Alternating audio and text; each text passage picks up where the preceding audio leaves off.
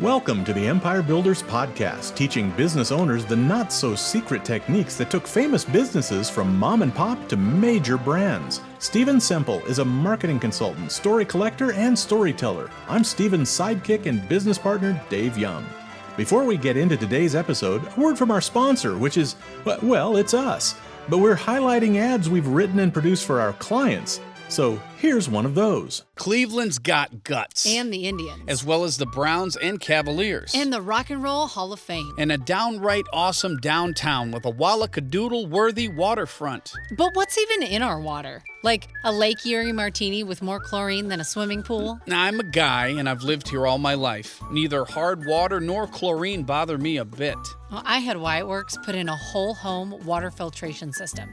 It tastes better, and showering is so much better. My hair washes clean and stays healthier. And I've got a regular old water heater. And I've got tankless for endless hot water. So what's our point? Our point is, Wyatt Works is Cleveland's answer for water heaters. Well, if you're a regular guy and just want same-day water heater service, Wyatt Works does that. And if you want a water softener or a filtration system and want to go tankless, we do that too. So get your water wallacadoodled with Wyatt Works. Consider it done at WyattWorks.com.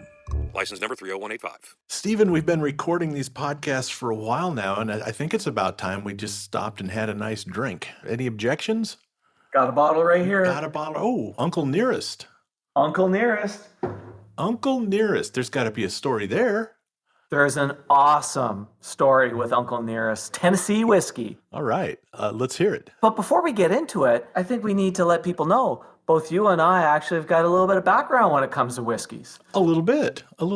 We've both been through the Whiskey Somm, the whiskey marketing school in Austin, Texas, has a program to train people to be whiskey sommeliers. Yeah. And at the end of this is going to be a two-parter, because at the end of this, we're going to invite two other whiskey somms to join us. One, a partner of ours, Gary Bernier, and my girlfriend, Morning Mays, who are also both somms. And the four of us are going to do a tasting together and let everyone know what we think of this whiskey. And I haven't even cracked the label on it. Oh, that sounds like fun. First, to the story. This whiskey was founded by a lady by the name of Fawn Weaver in 2017. And they've won a ton of awards for this whiskey. At the time of this podcast, they've also had tremendous growth. They've had 11 quarters of triple-digit growth. So they have been just killing it. Mm-hmm. In March of 2021, about 4 years after their launch,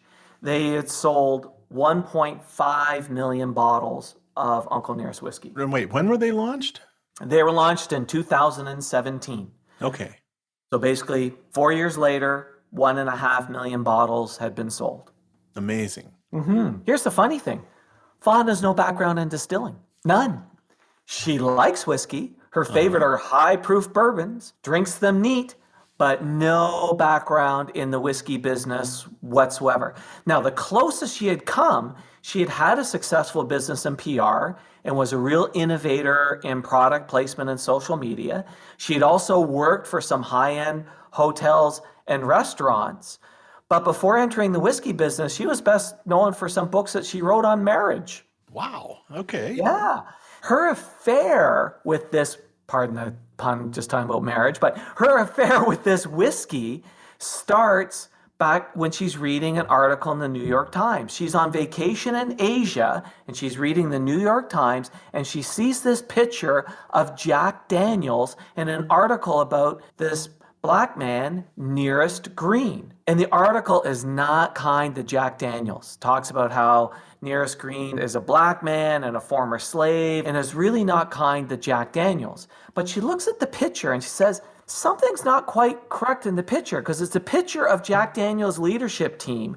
And right there in the center of the picture, right beside Jack, is Nearest Green. And she goes, but that's a place of importance. Yeah.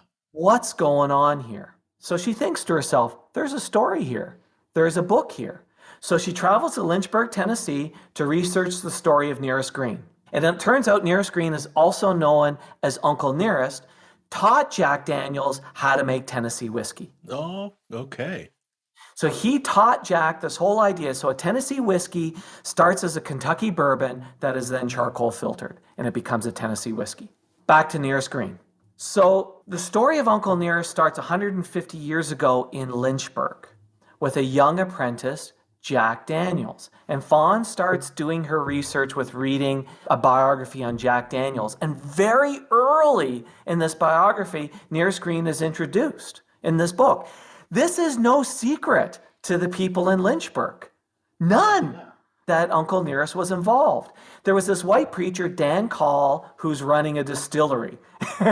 On one edge of his property is the church. On the furthest edge of the property is the distillery, as far apart as he can get the two of them.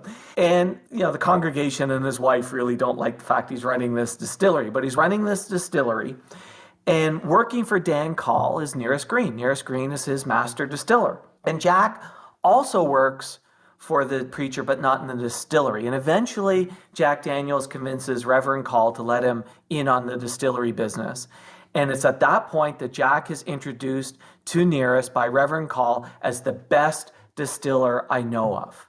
Wow. So again, not a secret here. But reading about this just made Fawn even more interested in this business. So she started to research the story. She wanted to learn more. What was the involvement of this black man in the early days of the whiskey business in America? And she got really intrigued, because if you walk into a bar anywhere, look at the bottles at the back of the bar. They're all stories of white dudes, all of them. So she goes to Lynchburg. She's doing research. She thinks there's a book here. That's where she starts off. So she's in the library looking for research on the family, and she asks the librarian about the family, and the librarian calls her director. And in walks one of Jack Daniels' eldest descendants, who then introduces her to Nearest Green's descendants. Turns out they all hang out together. Oh, that's so cool. All right. Yeah, they all still live in the town. They all hang out together. Then she finds out that the farm where the original distillery is for sale. Oh, okay. So she now meets Sherry, who's a realtor, and another descendant of Jack Daniels. And before she retired and went into real estate as a side gig, had been the head of distillery operations at Jack Daniels. Oh, man. They're all intertwined, all hanging out together. So Fawn and her husband go look at the property, and there's barrels and logbooks and all sorts of things still there. And they buy it on the spot. Sherry and her husband, black Los Angeles couple, now moving to Lynchburg, Tennessee. That's quite a departure, right? That's amazing. Yeah. Yeah. But originally, what she thought is they buy the spot, they do the research there. It was a historic place. They were just going to restore it. They decided that what they wanted to do was preserve Nearest Green's legacy. So in 2016, they relocate from Tennessee to LA so she can do her research. And she interviews close to 100 of Nearest Green's descendants. And at one point, she's meeting with them in this church, right? They're having this big church meeting. And she asks them, what should I do to honor their ancestor? What should I do to honor Nearest? And their reply was, make a whiskey in his name. So Fawn decides, if Sherry, remember the real estate agent who worked at Jack Daniels? If Sherry will come out of retirement, she'll raise the money. So she approaches Sherry, and Sherry says, yeah, I'll come distill whiskey for you. So now she's got to go out and raise money. So Fawn's got to go out and raise money, but she really wanted to preserve the legacy. And her first idea, she said, here's what I'm going to do. I'm going to create a commemorative bottle of whiskey. Make a bottle, sell it out there, be done. That was her first thought. But as she researched the whiskey business, she realized, get a whiskey carried, you got to get a distributor. To get a distributor, you have to have a marketing plan. To get the product on the shelf, you have to have all of this stuff. It's complicated, and it's a crowded field. And it was way too much work for a single commemorative bottle. There was just no way. So that killed the idea of a commemorative bottle. So guess what? She's now going to have to enter the whiskey business, because she's committed to this idea. She decides, you know what, I'm not doing a bottle. I'm entering the whiskey business. And the more she researches it, the more she realizes this is a terrible business. There are tons of independents. Few make it. It's a bad idea, but I'm going to do it anyway. That's the thing about whiskey, right? It makes things seem like a good idea. Yeah, right? Right? But she's got this other challenge because she's got this great story about Uncle Nearest, Sure. but there's a trademark called Jack Daniels. Uh-huh. So how am I going to tell this story about Uncle Nearest without infringing on the Jack Daniels trademark? Stay tuned. We're going to wrap up this story and tell you how to apply this lesson to your business right after this. How's business? Yeah, good. Why isn't it great? We were growing 20-30% every year for 5 years. Then we went flat in the last 3. Growth used to be easy. Now, nothing we do seems to have the same effect anymore. If you're not growing, you're dying, and I can't stand to think we've hit the top and are coming back down. So you build a hell of a castle and you're worried. Maybe it's time to build an empire. Huh? What you got here won't get you to where you want to go. You need a fresh perspective. There's these guys that are looking for business owners just like you. Smart, customer-focused, but with flat sales. What do they do? Build empires, but they don't work with just anyone. You have to be customer-focused. So what exactly do they do? Well, some say they're marketers, but I call them crusaders. Check out their website at empirebuilderprogram.com. Like what you see, set up a meeting. Crusaders, empires, castles.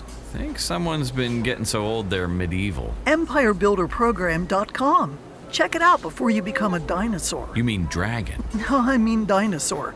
They were good too, for a while. Sure you want to be just good? empirebuilderprogram.com. Let's pick up our story where we left off, and trust me, you haven't missed a thing. So she comes up with a way to tell the story.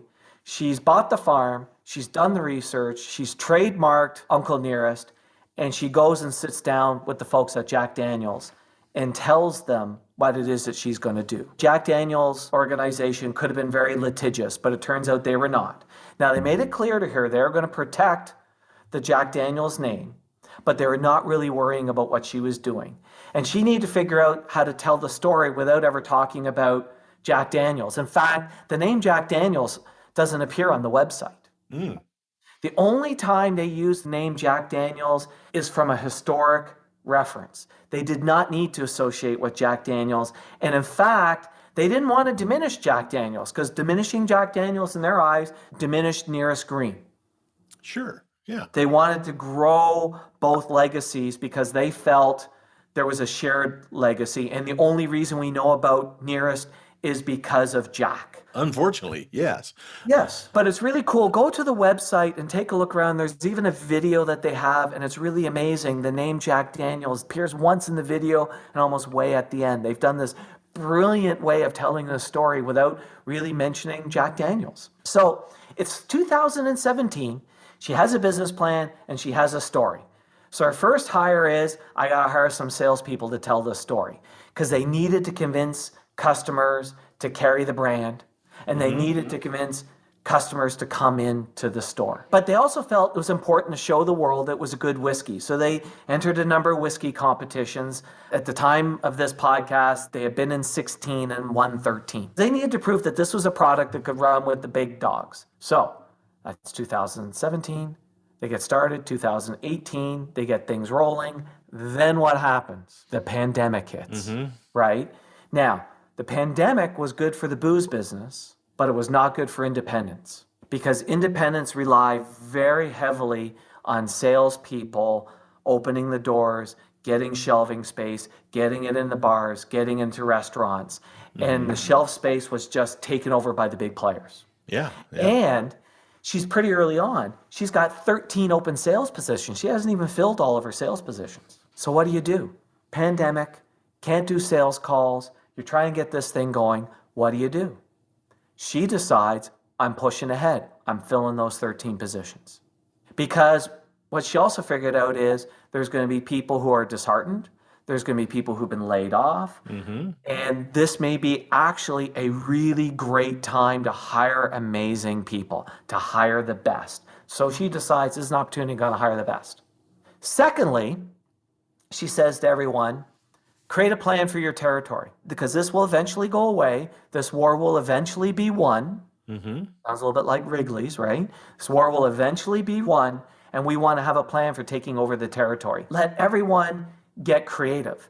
And one of the ideas that was created was to-go cocktails, right? The whole idea of here's all the stuff you need to take home and mix your own cocktail, right? But they weren't legal in most places. But she looked at it and said, you know what? Bars and restaurants are struggling. I could see this being made legal. So it's another thing that can be sold on the takeout, food and a to-go cocktail. So they decided, you know what? We're going to design it. We're going to make it. We're going to create the pouches, the jars, everything, because these have got great margins and we're going to be ready. The moment it's legalized, we're going to be first to go out.